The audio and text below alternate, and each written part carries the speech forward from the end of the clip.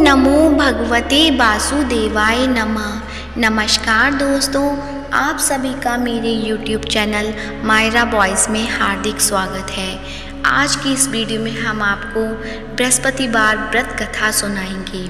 कथा सुनने से पहले आप सभी से मेरा अनुरोध है, कमेंट बॉक्स में जय बृहस्पति देव जरूर लिखें। बोलो विष्णु भगवान की जय, वीर भगवान की जय। भारतवर्ष में एक प्रतापी और दानी राजा राज्य करता था। वह नित्य गरीबों और ब्राह्मणों की सहायता करता था। यह बात उसकी रानी को अच्छी नहीं लगती थी। वह ना ही गरीबों को दान देती, ना ही भगवान का पूजन करती थी और राजा को भी दान देने से मना किया करती थी। एक दिन राजा शिकार खेलने वन को गए हुए थे तो रानी महल में अकेली थी।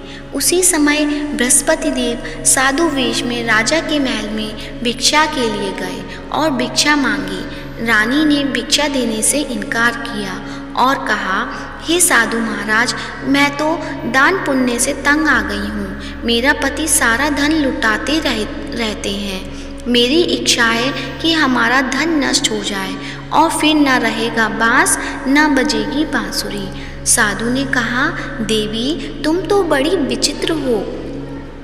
धन संतान तो सभी चाहते हैं, पुत्र और लक्ष्मी तो पापी के घर भी होनी चाहिए। यदि तुम्हारे पास अधिक धन है तो भूखों को भोजन दो, प्यासों के लिए प्याऊ बनवाओ, मुसाफिरों के लिए धर्मशालाएं खुलवाओ। जो निर्धन अपनी कुंवारी कन्याओं का विवाह नहीं कर सकते, उनका विवाह करा दो। ऐसे और कई काम हैं जिनके करने से तुम्हारा यश लोक परलोक में फैलेगा। परंतु रानी पर उपदेश का कोई प्रभाव न पड़ा। वह बोली, महाराज आप मुझे कुछ न समझाएं। मैं ऐसा धन नहीं चाहती जो हर जगह बांटती फिरूं। साधु ने उत्तर दिया, यदि तुम्हारी ऐसी इच्छा है तो तथास्तु। तुम ऐसा करना कि बृहस्पतिवार को घर लीपकर पीली मिट्टी से अपना सिर धोकर स्नान करना, भट्टी चढ़ाकर कपड़े धोना। ऐसा करने से तुम्हारा सारा धन नष्ट हो जाएगा। इतना कहकर वह साधु महाराज वहाँ से अलोप हो गए। साधु के अनुसार कई बातों को पूरा करते हुए रानी को केवल 3 बृहस्पतिवार ही बीते थे कि उसकी समस्त धन संपत्ति नष्ट हो गई। भोजन के लिए राजा का परिवार तरसने लगा। तब एक दिन राजा ने रानी से बोला कि हे रानी, तुम यहीं रहो, मैं दूसरे देश को जाता हूँ, क्योंकि यहाँ पर सभी लोग मुझे जानते हैं, इसलिए मैं कोई छोटा कार्य नहीं कर सकता। ऐसा कहकर राजा परदेश चला गया। वहाँ वह जंगल से लकड़ी काट कर लाता और शहर में बेचता। इस तरह वह अपना जीवन व्यतीत करने लगा। इधर राजा के परदेश जाते ही रानी और दासी दुखी रहने लगी।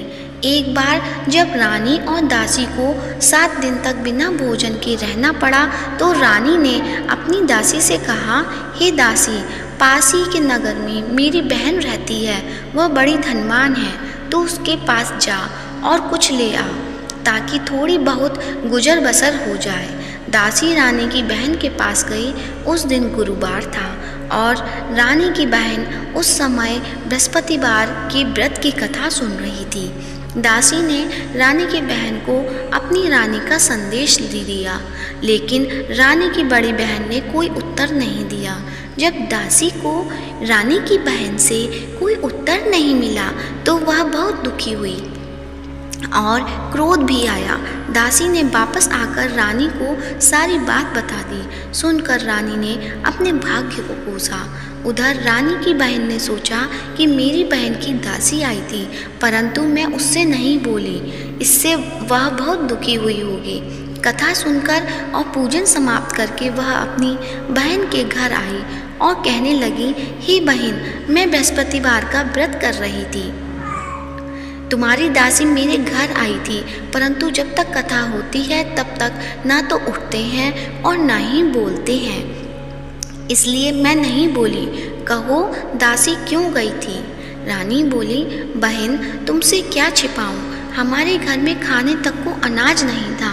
ऐसा कहते कहते रानी की आंखें भर आईं। उसने दासी समेत पिछले 7 दिनों से भूखे रहने तक की बात अपनी बहन को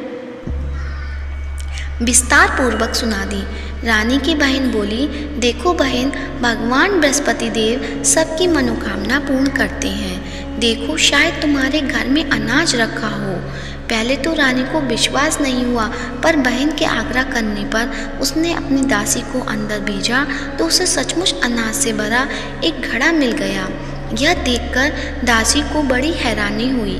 दासी रानी से कहने लगी, हे रानी, जब हमको भोजन नहीं मिलता तो हम व्रत ही तो करते हैं, इसलिए क्यों ना इनसे व्रत और कथा की विधि पूछ ली जाए ताकि हम भी व्रत कर सकें। तब रानी ने अपनी बहन से बृहस्पतिवार का व्रत करने के बारे में पूछा। उसकी बहन ने बताया, बृहस्पतिवार के व्रत में चने की दाल और मुनक्का से विष्णु भगवान का केले की जड़ में पूजन करें तथा दीपक जलाएं, व्रत कथा सुने और पीला भोजन ही करें। इससे बृहस्पति देव प्रसन्न होते हैं। व्रत और पूजन विधि बताकर रानी की बहन अपने घर लौट आई। 7 दिन के बाद जब गुरुवार आया तो रानी और दासी ने व्रत रखा। गुड़साल में जाकर चना और गुड़ लेकर आई, फिर उससे केले की जड़ तथा विष्णु भगवान का पूजन किया। अब पीला भोजन कहाँ से आए, इस बात को लेकर दोनों बहुत दुखी थे। क्योंकि उन्होंने व्रत रखा था, इसलिए बृहस्पति देव उनसे प्रसन्न थे। इसलिए वे एक साधारण व्यक्ति का रूप धारण कर 2 थालों में सुंदर पीला भोजन दासी को दे गए।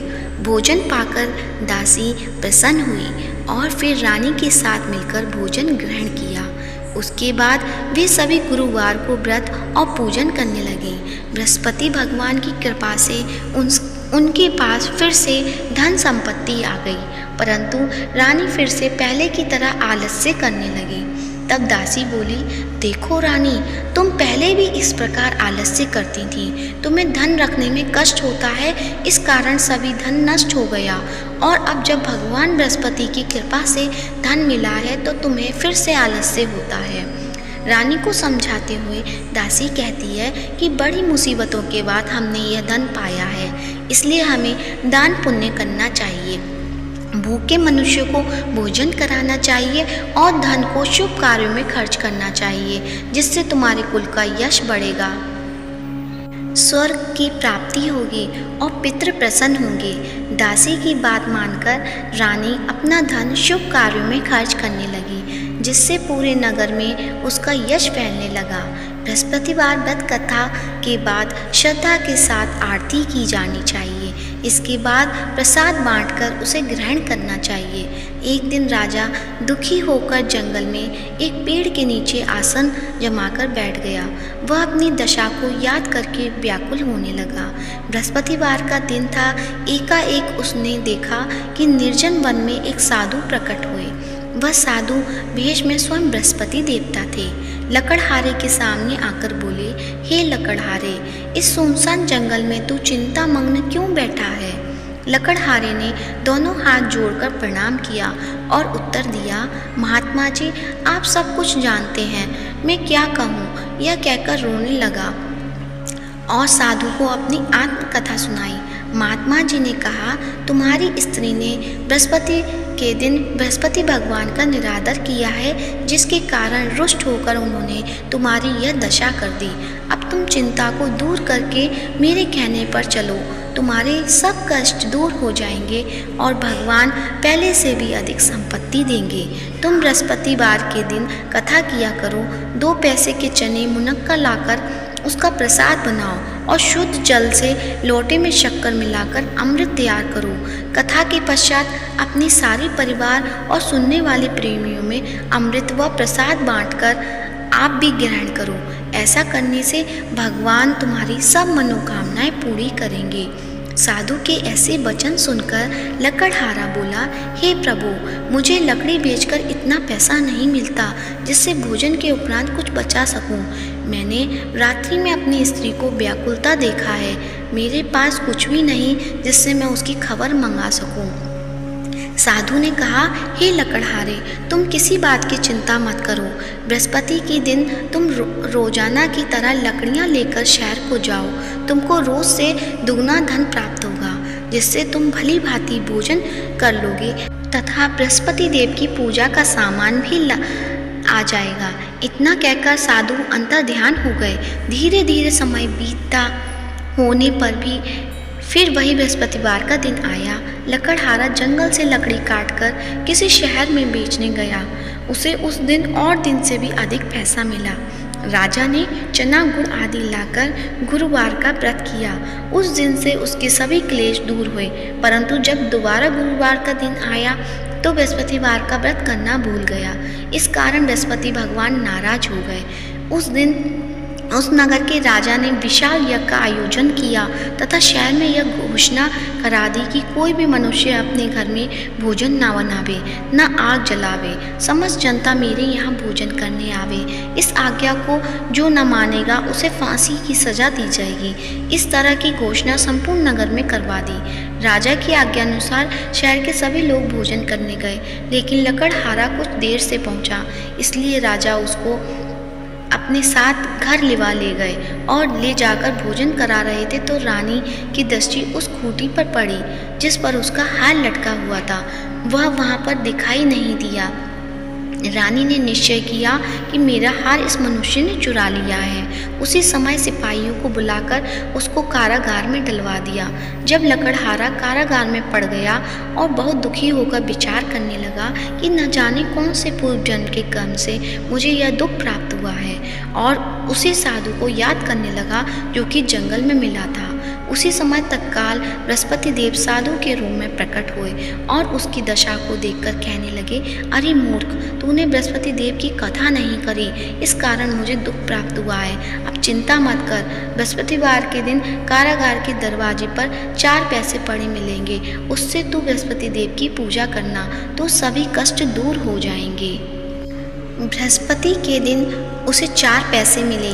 लकड़हारे ने कथा कही। उसी रात्रि को बृहस्पति देव ने उस नगर के राजा को स्वप्न में कहा, हे राजा, तुमने जिस आदमी को कारागार में बंद कर दिया गया है वह निर्दोष है, वह राजा है, उसे छोड़ देना।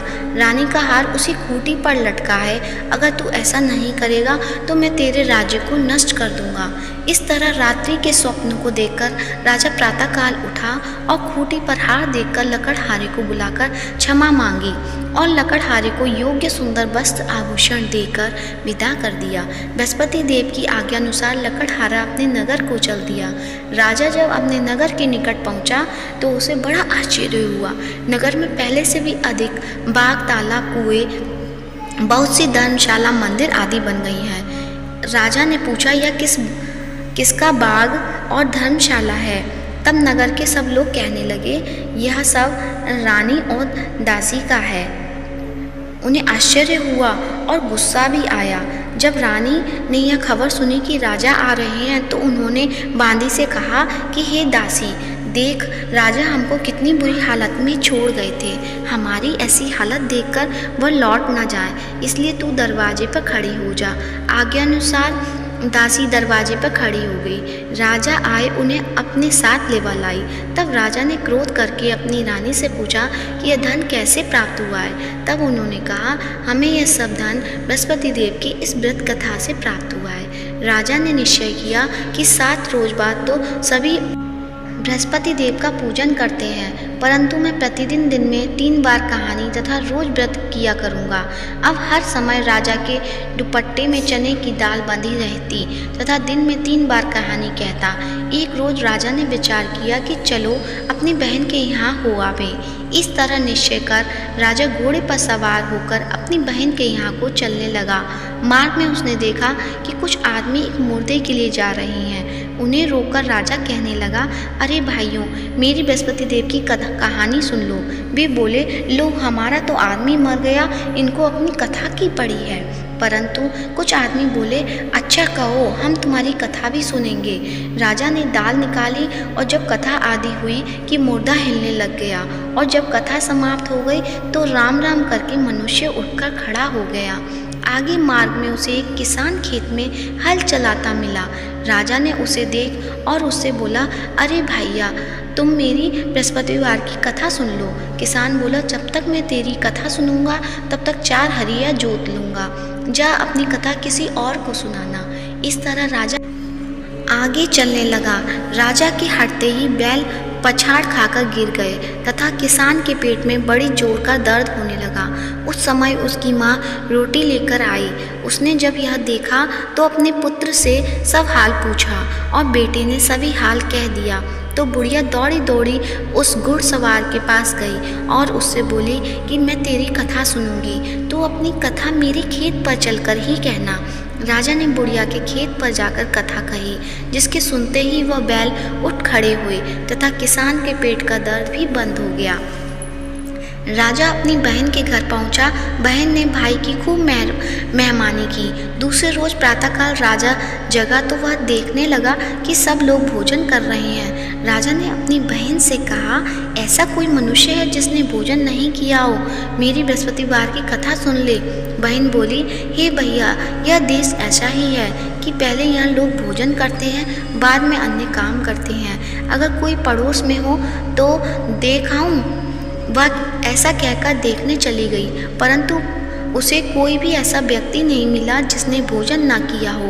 अतः वह एक कुम्हार के घर गई जिसका लड़का बीमार था। उसे मालूम हुआ कि उसके यहाँ 3 रोज से किसी ने भोजन नहीं किया है। रानी ने अपने भाई की कथा सुनने के लिए कुम्हार से कहा। वह तैयार हो गया। राजा ने जाकर बृहस्पतिवार की कथा कही, जिसको सुनकर उसका लड़का ठीक हो गया। अब तो राजा की प्रशंसा होने लगी।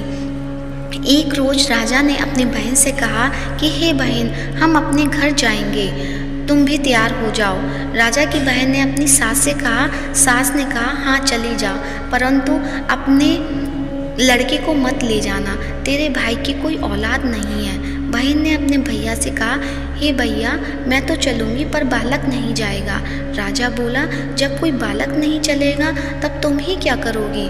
बड़े दुख मन से राजा अपने नगर को लौट आया। राजा ने अपनी रानी से कहा, हम निर्वंशी हैं, हमारा मुंह देखने का धर्म नहीं है और कुछ भोजन आदि नहीं किया। रानी बोली, हे प्रभु, बृहस्पति देव ने हमें सब कुछ दिया है, वह हमें औलाद अवश्य देंगे। उसी रात बृहस्पति देव ने राजा से स्वप्न में कहा, हे राजा, उठ, सभी सोच त्याग दे, तेरी रानी गर्भ से है। राजा की यह बात सुनकर बड़ी खुशी हुई। 9वें महीने में उसके गर्भ से एक सुंदर पुत्र पैदा हुआ। तब राजा बोला, हे रानी, स्त्री बिना भोजन के रह सकती है पर बिना कहे नहीं रह सकती। जब मेरी बहन आवे तुम उससे कुछ कहना मत। रानी ने सुनकर हाँ कर दिया। जब राजा की बहन ने यह शुभ समाचार सुना तो वह खुश हुई तथा बधाई लेकर अपने भाई के यहाँ आई। तभी रानी ने कहा, घोड़ा चढ़कर तो नहीं आई, गधा चढ़ी आई। राजा की बहन बोली, भाभी, मैं इस प्रकार न कहती तो तुम्हें औलाद कैसे मिलती? बृहस्पति देव ऐसे ही हैं, जैसे जिसके मन में कामना है सभी को पूर्ण करते हैं। जो सद्भावना पूर्वक बृहस्पतिवार का व्रत करता है और कथा पढ़ता है अथवा सुनता है, दूसरों को सुनाता है, बृहस्पति देव उसकी सभी मनोकामना पूर्ण करते हैं। भगवान बृहस्पति देव उसकी सदैव रक्षा करते हैं। संसार में जो मनुष्य सद्भावना पूर्वक से भगवान जी का पूजन व्रत सच्चे हृदय से करते हैं, उनकी सभी मनोकामनाएं पूर्ण करते हैं। जो सच्ची भावना से रानी और राजा ने उनकी कथा का गुणगान किया तो उनकी सभी इच्छाएं बृहस्पति देव जी ने पूर्ण की थी। इसलिए पूर्ण कथा सुनने के बाद प्रसाद लेकर जाना चाहिए।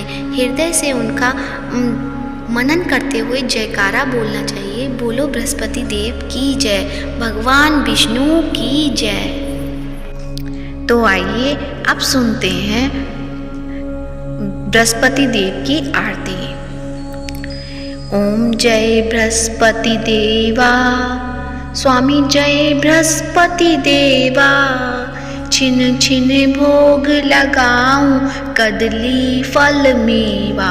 ओम जय बृहस्पति देवा, ओम जय बृहस्पति देवा। तुम पूर्ण परमात्मा, तुम अंतर्यामी। जगत पिता जगदीश्वर तुम सबके स्वामी, ओम जय बृहस्पति देवा। चरणामृत निज निर्मल सब पातक हरता, स्वामी सब पातक हरता।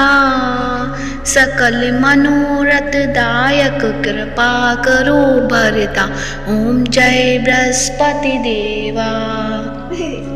तन मन धन अर्पण कर जो जन शरण पड़े, स्वामी जो जन शरण पड़े। प्रभु प्रकट तब होकर आकर द्वारी खड़े, ओम जय बृहस्पति देवा।